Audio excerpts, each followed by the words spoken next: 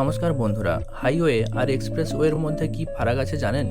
বেশিরভাগ মানুষ এর উত্তর জানেন না। ইন্টারনেটের ম্যাপিং ব্যবস্থায় মুহূর্তে খুঁজে পাওয়া যায় সব।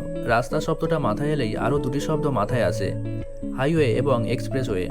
আজকের আধুনিক বিশ্বে পরিবহন খুব সহজ হয়ে গিয়েছে। যাতায়াত সহজ করার জন্য সড়ক একটি গুরুত্বপূর্ণ ভূমিকা পালন করে। হাইওয়ে এবং এক্সপ্রেসওয়ে থাকার কারণে দূরত্ব খুব কম সময়ে পার করা যায়। আপনারা সবাই নিশ্চয়ই হাইওয়ে এবং এক্সপ্রেসওয়ের কথা শুনেছেন এবং বেশিরভাগ মানুষ নিশ্চয়ই সেগুলিতে ভ্রমণ করেছেন। কিন্তু হাইওয়ে এবং এক্সপ্রেসওয়ের মধ্যে পার্থক্য সম্পর্কে বেশিরভাগ মানুষই জানেন না।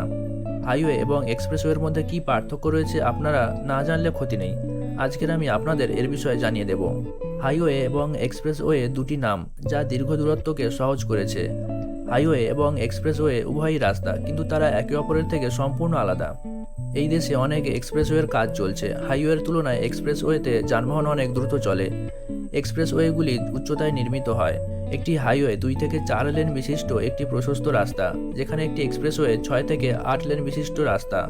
যেমন দ্রুতগামী ট্রেনের ক্ষেত্রে বলা হয়ে থাকে এক্সপ্রেস ট্রেন। এক্সপ্রেসওয়ের জন্য আলাদা প্রবেশ ও প্রস্থান র্যাম্প তৈরি করা হয়েছে। এক্সপ্রেসওয়ের সুবিধার জন্য জনগণকে হাইওয়ের তুলনায় বেশি টোল ট্যাক্স দিতে হবে। বর্তমানে দেশে মোট এক্সপ্রেসওয়ের দৈর্ঘ্য প্রায় 8,000 কিলোমিটার।